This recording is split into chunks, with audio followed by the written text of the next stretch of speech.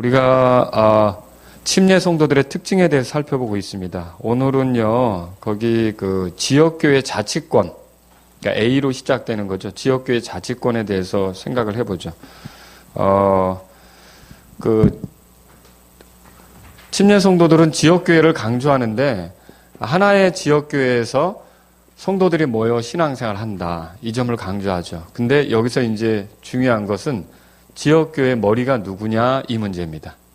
누구죠?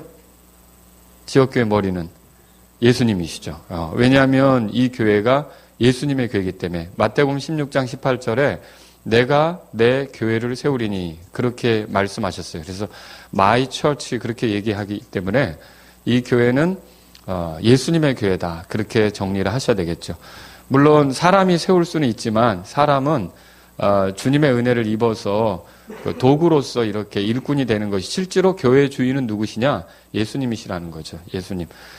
교회를 개척한 목사도 교회의 주인은 아닙니다. 그래서 우리가 한국교회 문제가 되는 게 뭐냐면 이게 세습인데 세습 이게 마치 내 것인 것처럼 생각해서 내가 원하는 대로 이렇게 넘겨주는 것은 문제가 되는 것이죠. 아시겠죠? 이런 것들은 온당하지 않은 겁니다.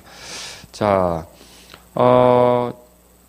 로마 가톨릭은 교황의 권위를 인정하지 않는 침례 성도들을 이단자로 몰아 정죄하여 죽이고자 했는데 그 가톨릭 교회에서는요, 이 가톨릭 교회에서는 그 수장이 누구냐면은 교황입니다. 교황.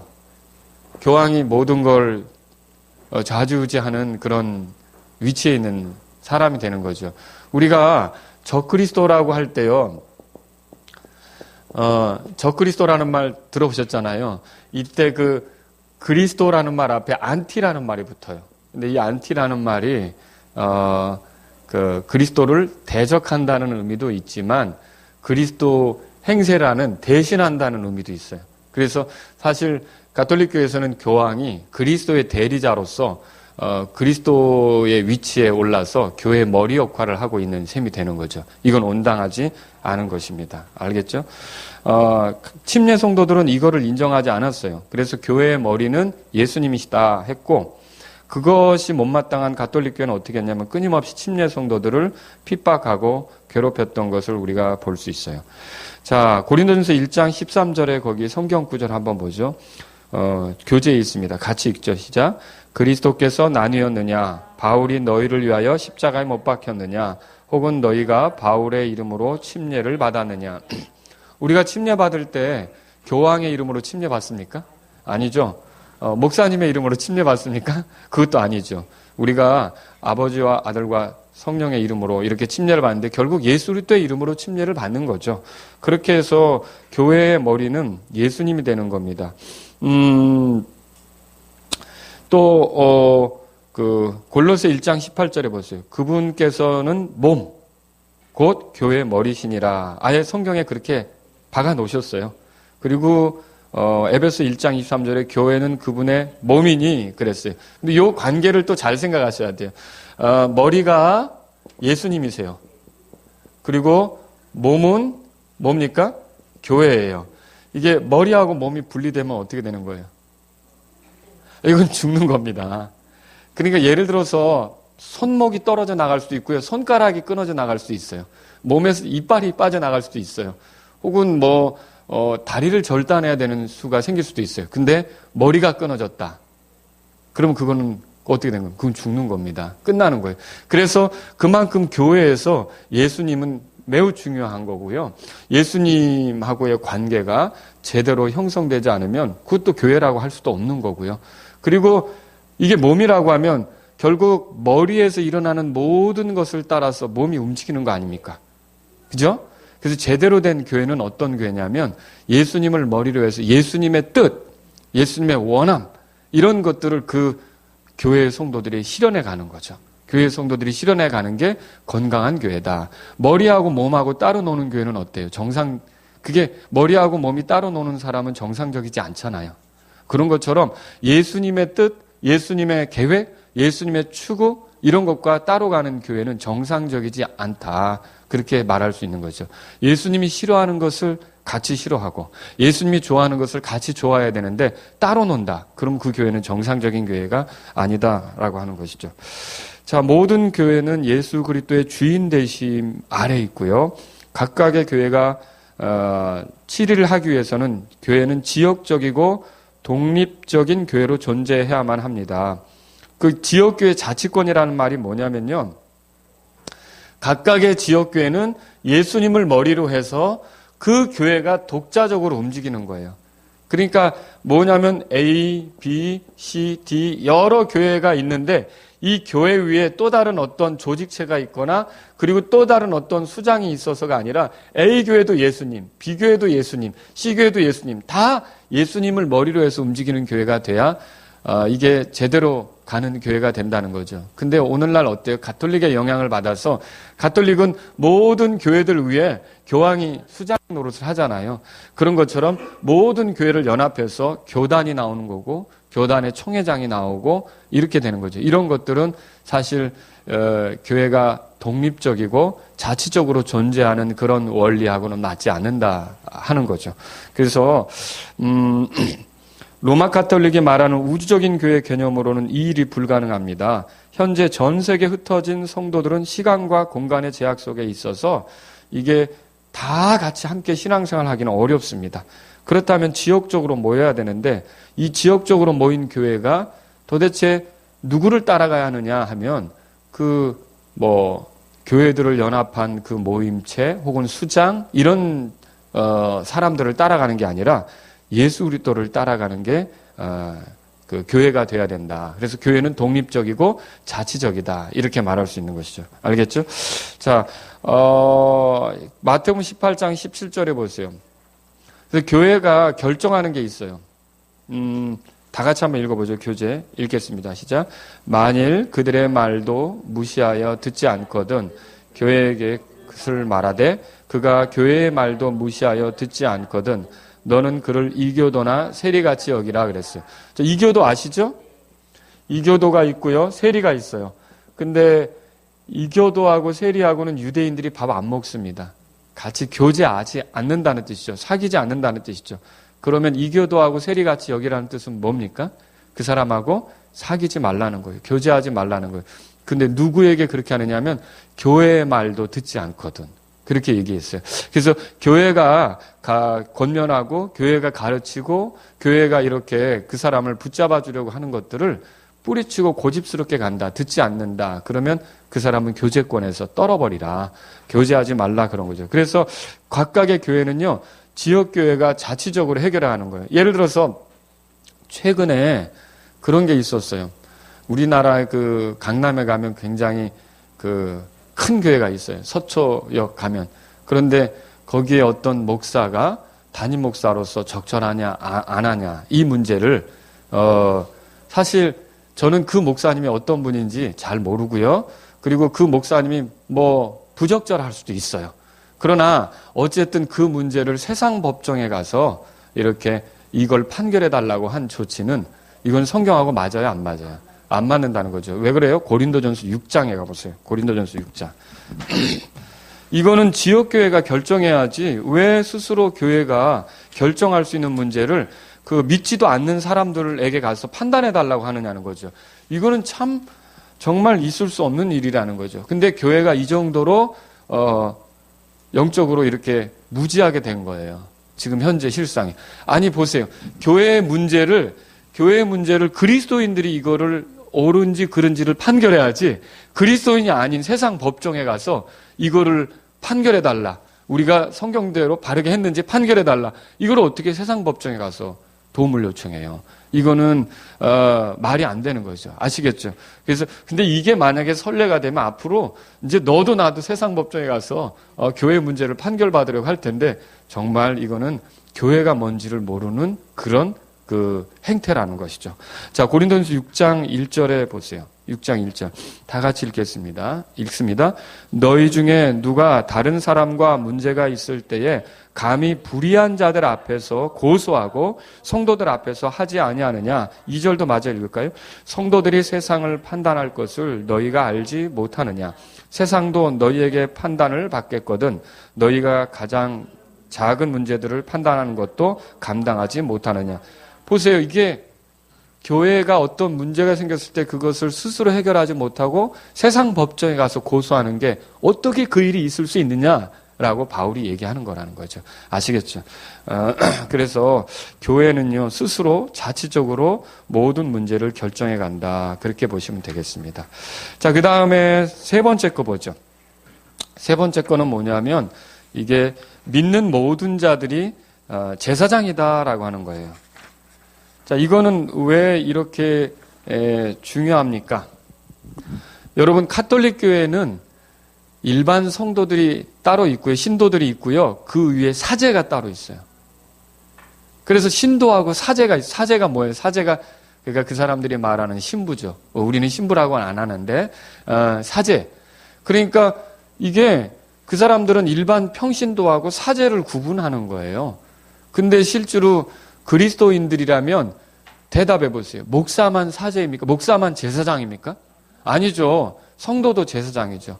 이게 우리가 다 같이 제사장이라는 걸 알아야 돼요. 요한계시록 1장 가보세요. 요한계시록 1장 5절 6절을 보려고 합니다. 요한계시록 1장.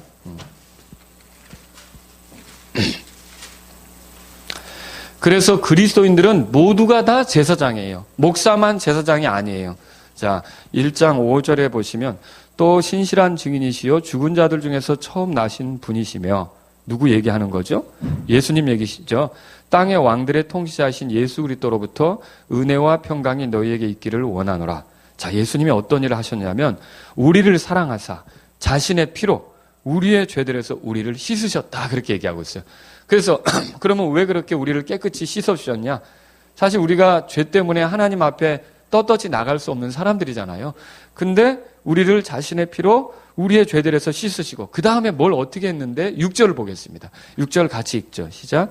하나님 곧 자신의 아버지를 위해 우리를 왕과 제사장으로 삼으신 분께 즉 그분께 영광과 통치가 영원 무궁토록 있기를 원하노라. 잘 보세요. 여기에 보니까 우리를 사랑하사 자신의 피로 우리의 죄들에서 우리를 씻으시고 우리를 뭘로 만드셨느냐? 하나님 앞에서 우리를 뭘로 만드셨다고 돼 있어요? 왕과 제사장으로 삼으셨다고 돼 있죠. 그러니까 여러분이 예수님의 피로 죄 씻음 받은 사람들이 맞습니까? 그러면 그 사람들은 그리스도와 함께 이제 상속하게 될 것을 다스릴 위치에 있는 것이고요. 또 제사장이라는 것이죠. 아시겠죠? 그래서 꼭 목사만 제사장이 아니에요. 그런데 이게 자꾸 어때요? 목사만 제사장이라는 생각이 강하다 보니까 여러분이 그런 이제 사례들을 발견할 수 있는데 목사가 기도해 주는 게 더 세요? 김석진 형제님이 기도해 주는 게 덜 세요?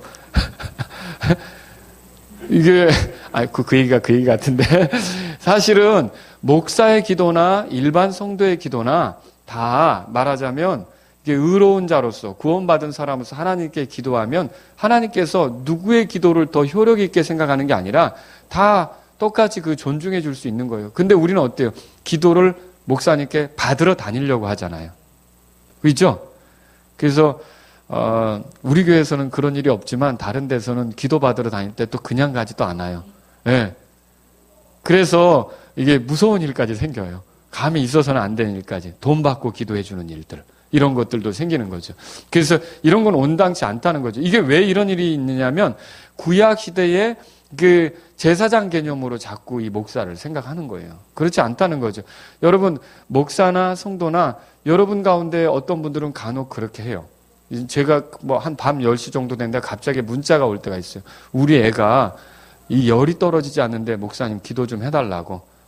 그 말은 무슨 뜻이냐면 그 집에서도 기도를 하고 있는데 다른 사람의 기도가 더 필요한 거예요. 그래서 우리 집에만 보낸 건 아니고 또 뭐 카톡방에 올려서 형제들에게 기도도 해달라고 올리기도 하고 또 저한테도 그런 요청을 하면 제가 우리 아이들한테 잠깐 잠들기 전이지만 식탁으로 모이게 해서 또 같이 기도하고 이렇게 기도할 수는 있는데 목사의 기도가 더 센 것처럼 생각하는 게 목사를 제사장으로 생각하는 거죠. 우리도 제사장입니다. 아시겠죠? 그리고 또 어때요? 교회에서 이렇게 강복선언이라는 거 아시죠? 자, 아버지와 아들과 성령의 이름으로 축원하노라 이런 거 하잖아요. 예배 끝날 때 그런 거 하잖아요. 이게 다 목사만 그걸 할 수 있는 거예요. 아니 어떤 기도가 그 사람만 할 수 있는 기도가 있고 다른 성도는 못하는 기도가 있고, 또 그 옷을 입으면 하는 기도가 있고, 축도할 때는 주로 뭐 입어요? 가운을 입잖아요. 그렇죠? 그걸 벗으면 못하고. 그런 게 어디 있어요? 기도라는 건 항상 어디서나 자유롭게 할 수 있는 건데. 그렇죠? 그래서 우리 교회 오시면 여러분이 축도를 안 하는 이유를 이제 아실 거예요. 저희가 이 축도를 안 하는 것은 이 축도의 기원 자체가 가톨릭에서 나온 거예요. 가톨릭에서 베네딕트라는 사제가 일반 성도들을 축복한다는 그런 의미로 이 성도들이 거기에 매이게 된 거죠. 그리고 종교개혁을 통해서 나온 개혁교회가 이 전통을 그대로 받아들여서 하게 된 거예요. 자, 고린도후서 13장 보세요. 이거를 축도의 기원으로 생각을 하죠. 고린도후서 13장 펴보세요. 맨 그 마지막 부분인데 14절 같이 한번 읽어보죠. 시작. 주 예수 그리스도의 은혜와 하나님의 사랑과 성령님의 교통하심이 너희 모두와 함께 있기를 원하노라. 이렇게 돼 있죠. 네. 그래서 요것도요, 또 교단마다 틀려요. 이렇게 되죠. 딱 손을 올리고, 주 예수 그리스도의 은혜와 하나님의 사랑과 성령님의 교통하심이 너희 모두와 함께 있기를 원하노라. 이렇게 하는 데도 있고요. 좀 요게 겁나면, 원하노라 하지 않고, 있기를 축원하노라, 있을지어다, 이런 식으로, 이렇게 하기도 하는데, 여러분, 이 고린도후서 13장은 예배 끝에 사용하는 축도가 아니고, 편지 끝에 쓰는 인사말입니다. 아시겠죠? 그래서 이건 다른 거예요. 그리고, 솔직히 생각해 보세요. 피차 서로 복을 빌라고 그랬지, 목사만 성도들에게 복을 빌고, 성도들은 그렇게 목사에 대해서 복을 빌면 안 됩니까? 저도 여러분의 복 비는 게 필요한데 피차 간에 서로 할 수 있는 거 아닙니까? 그렇죠. 그래서 이거를 우리가 잘 생각하셔야 돼요. 그리고 뭐가 매주마다 자판기 같이 말이에요. 목사 입에서 계속 똑같은 커피 나오듯이 복을 축원하노라 이게 나오면 무슨 효력이 있냐는 것이죠. 사실 이게 어떤 의미가 있냐면 일반 우매한 성도들을 목사에게 매이게 하는 거예요. 사실 목사의 역할은 목사에게 매이게 하는 게 아니라 성도들이 그리스도께 더 가까이 가도록 역할을 가르치는 역할을 하는 거잖아요. 인도해주는 역할을 하는 거잖아요. 그런데 자꾸만 목사에게 매이게 하는 그런 역할을 하는 것이 이런 거라는 거죠. 이런 것들은 옳지 않습니다. 그래서 모든 사람이 제사장이라고, 믿는 사람이 제사장이라고 생각하셔야 돼요. 자, 그래서 여러분이 하나님께 나아갈 때 하나님이 계시고 내가 있어요. 근데 내가 하나님께 나아갈 때 하나님과 나 사이에 필요한 것은 누구입니까? 예수님이면 충분해요. 맞습니까? 예수님이 우리의 죄 때문에, 만약 예수님이 없었으면 우리 하나님 기쁘게 못합니다. 경배 못 드립니다. 예수님 통해서 죄 용서받고 하나님께 나가는 거죠. 근데 여기에 이제 말하자면 가톨릭에서는 뭐예요? 이 예수님보다 사제가 그 역할을 하는 거예요. 그래서 여러분이 고해성사라고 들어보셨죠? 고해성사를 누구에게 해요? 사제에게 하잖아요. 아니 왜 사제에게 그 얘기를 해요? 사제가 왜 내 죄에 대해서 듣고 보석을 해주냐는 거죠. 그래서 사제에게 가서, 예를 들어서 제가 오래전에 직장생활 할 때 점심시간에 같이 직장 동료들하고 식사를 하는데 여자 직원이 있었어요. 근데 입양을 고려하고 있어요. 근데 입양을 왜 고려하냐면 낙태를 한 거예요. 근데 낙태를 이제 고해성사를 했는데 사제가 보석으로, 그러니까 이렇게 해야 죄가 사해진다는 개념으로 얘기를 해준 게 뭐냐면 대신 그럼 입양을 해라, 이렇게 조치를 취해준 거예요. 그러니까 그걸 해결하겠다고 입양을 고민하고 있는 거죠. 그래서 제가 밥 먹다가 그건 아니라고 이제 얘기를 나눈 적도 있었는데, 여러분 죄를 해결하는 존재가 사제가 아니란 말이에요. 아시겠죠? 죄를 용서해 주는 분은 누굽니까? 하나님이시고 예수님을 통해 용서받는 것이죠. 근데 우리는 사제에게 얘기하고 사제를 통해서 뭘 용서받고 거기에 흡족하게 여기고, 이거는요 하나님께서 우리에게 주신 섬김의 방법이 아니라는 거죠. 아시겠죠?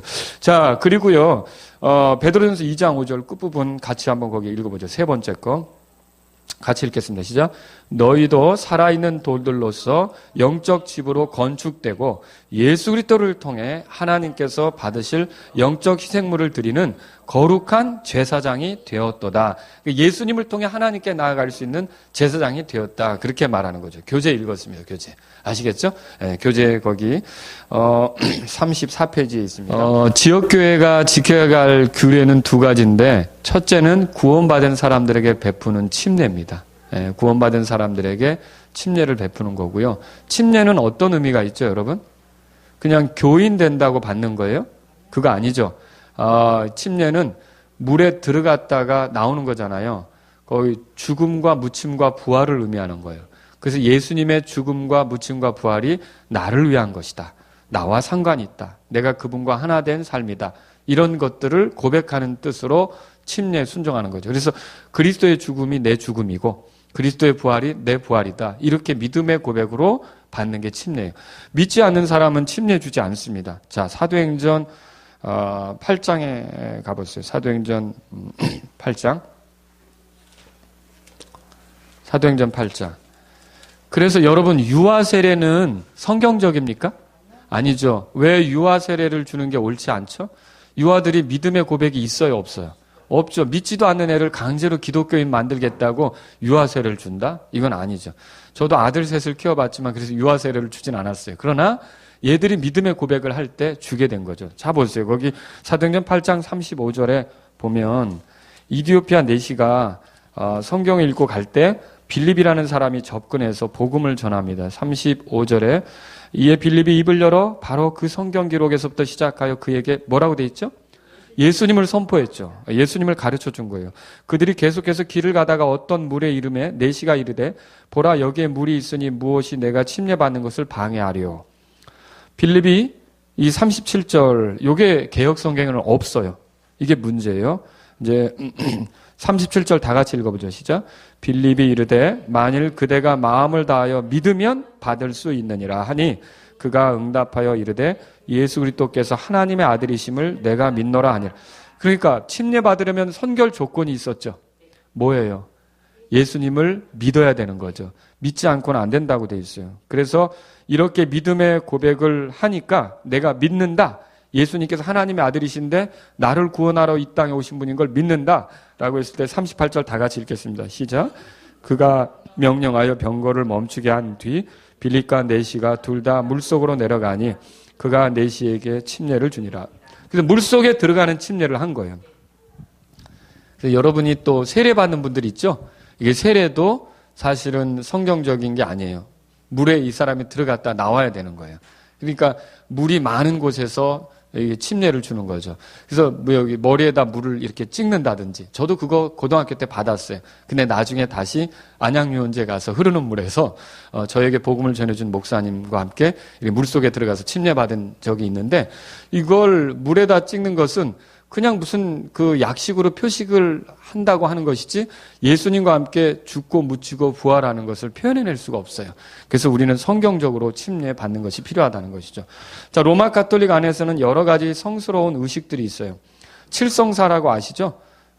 여기 영세가 있어요. 영세는 입교할 때 받는 거고요. 견지는 헌신의 의미로 하는 거고요. 성체는 만찬을 얘기해요. 고해는 뭘 얘기하느냐면 죄를 자백하는 거죠. 고해 성사 아시죠? 병자 성사는 환자를 이렇게 이제 위하여 이렇게 집도하는 그런 의식이에요. 서품은 뭐예요? 사제가 된다든지 이럴 때 하는 거고요. 혼인은 결혼식을 얘기하는 거예요. 이런 게 가톨릭에 다 성사예요. 이제 이게 이런 7가지에다가 이제 도유라는 것도 있어요. 이제 도유는 또 뭐냐면 이제 죽음을 맞이한 사람들이 마지막 순간에 사제가 이렇게 그 미사 같이 뭐 병실에서 이렇게 간단하게 해주는 그런 거예요. 이런 것들을 카톨릭은 많이 가지고 있어요. 그러나 저희들은 교회 안에서 행할 게 딱 2가지밖에 없어요. 첫 번째는 아까 말한 침례고 두 번째는요. 그 주의 만찬이죠. 주의 만찬은 빵과 포도즙을 통해서 하는 거죠. 자, 그럼 침례는 왜 하느냐? 마태복음 28장 19절에 이게 주님의 명령이기 때문에 하는 거예요. 같이 읽겠습니다. 시작. 그러므로 너희는 가서 모든 민족들을 가르치고 아버지와 아들과 성령의 이름으로 그들에게 침례를 주며 그랬어요. 침례는 주님의 명령이에요. 제가 이런 얘기 들어봤어요. 우리는 구원받으면 침례를 주려고 하잖아요. 근데 뭐 강제하지는 않아요. 근데 어떤 분들이 왜 사랑하라는 명령은 있는데 그건 가볍게 여기며 침례 주라는 명령만 그렇게 고수합니까? 그런데 그 질문 자체가 이상한 거죠. 사랑하라는 명령도 중요하고 침례 순종하라는 그것도 우리가 존중해야 될 명령이에요. 그리고 주님을 사랑하고 그러면 우리가 반드시 주님의 명령을 존중해서 지키는 거 아닙니까? 그러니까 사랑하라는 명령도 지켜야 되고 침례 순종하는 명령도 지켜야 되는 거죠. 교회 생활을 하려면. 이걸 우리가 성경을 통해서 보게 되는 겁니다. 침례에 대한 오해들이 많습니다. 대답해 보세요. 침례 받아야 구원 받습니까? 아닙니다. 구원은 어떻게 받아요? 예수님을 통해서 받는 거죠. 예수님을 믿으면 구원받는 거지. 근데 이 침례 받아야 구원된다는 게 침례 중생교리예요. 그래서 이 침례 중생교리가 가톨릭 교회에 들어와 가지고 아이들에게 침례로 구원시키려고 하다 보니까 아이들이 너무 일찍 죽어요. 옛날엔 약도 없고 어릴 때 많이 죽잖아요. 그러니까 그 아이들이 죽기 전에 아이들을 구원에 이르게 한다고 유아 세례를 주기자 한 거예요. 이게 문제죠. 그래서 침례로 구원받는 게 아니고요. 구원은 예수님을 통해서만 받는 거예요. 이게 그럼 침례는 뭐예요? 구원받은 표시로서 받는 게 침례다. 이렇게 정리하시면 되겠습니다. 그 다음에 여러분, 침례를 통해서 죄를 씻는다. 맞아요, 틀려요? 이것도 틀리죠. 물속에 들어가서 나오니까 씻긴다. 이렇게 생각하는데 그게 아니고요. 침례는 이제 우리가 예수님을 믿어서 죄를 씻음 받았다는 표식은 될 수 있어도 실제로 죄를 씻는 것은 이 구원하는 표는 예수님이시라는 거죠. 그래서 예수님의 피로서만 죄에서 깨끗하게 되는 걸 믿으시라는 거죠. 아시겠죠? 그 다음에 침례는 아무나 받을 수 있다. 맞아요, 틀려요? 나도 침례 받고 싶은데 한다고 침례 주는 거 아닙니다. 침례는 믿는 사람에게만 주는 것이다. 이렇게 정리하시면 되겠죠. 자, 침례나 세례나 상관없다. 맞아요, 틀려요? 이것도 틀리죠. 이왕 하려면 성경대로 해야죠. 주님께서 우리에게 하라고 한 대로 해야죠. 주님께서 하라고 한 대로 하지 않아 놓고 내가 주님께 순종했다. 그 대표적인 인물이 사울 왕이거든요. 아말렉 족속을 가서 진멸하라 그랬잖아요. 근데 자기가 하고 싶은 대로 좋은 것은 남겨두고 왕도 살려두고 그랬잖아요. 근데 하나님이 그거 기뻐하셨습니까? 기뻐하지 않았다는 거죠. 그래서 우리가 이런 걸 알 때 완전히 주님께서 기뻐하시는 방식으로 하는 것이 필요하다라는 것입니다. 자, 그래서 때때로 세례를 받은 사람들이 우리 교회에 오면 침례를 다시 받아요. 유아 세례한 사람도 침례를 다시 받아요. 구원받지 않은 상태에서 침례를 받았다면 침례를 다시 받아요. 그렇지만 정말 믿음의 고백 가운데 성경적인 방식으로 침례를 받았다. 그러면 그런 경우는 우리가 여기서 존중할 수 있다는 거죠. 다시 받을 필요가 없다는 거죠. 여자 목사에게 침례를 받았다. 그것도 우리는 다시 이렇게 하게 합니다. 그래서 여러분이 오직 성경적으로 이렇게 이제 침례를 받은 그런 경우에 저희가 또 인정하고 받아들인다는 걸 생각하면 좋겠습니다. 침례 성도들은 오직 믿는 자들에게만 침례를 주고요. 유아들에게 침례를 주지는 않습니다. 요게 이제 가톨릭에서 나와서 개혁교회들에게 이렇게 이제 넘어가게 된 거죠. 그래서 믿고 침례를 받는 자는 마가복음 16장 16절에 그렇게 썼기 때문에 믿는 자에게만 침례를 준다. 그렇게 생각하시면 되고요. 유아들에게 침례를 주는 것도 우리는 하지 않습니다. 어떤 분은 기독교 나 편이야. 나 기독교가 좋아. 이렇게 생각한다고 침례를 주지도 않습니다. 알겠죠? 반드시 믿어야 되는 것입니다. 베드로가 그 말을 했죠. 그 사도행전 2장에 보니까 베드로가 복음을 전했는데 예수님을 전했는데 사도행전 2장 41절에 그때 그의 말을 기쁘게 받아들인 사람들이 침례를 받았다 그렇게 써 있어요. 지금 사도행전 8장에 살펴본 것처럼 우리가 이제 이디오피아 내시도 믿고 침례를 받았다는 걸 볼 수가 있어요. 아시겠죠? 그래서 우리가 다음에는요. 주의 만찬에 대해서도 생각해 봅시다. 있죠? 거기서부터 할게요. 오늘 여기까지 하겠습니다.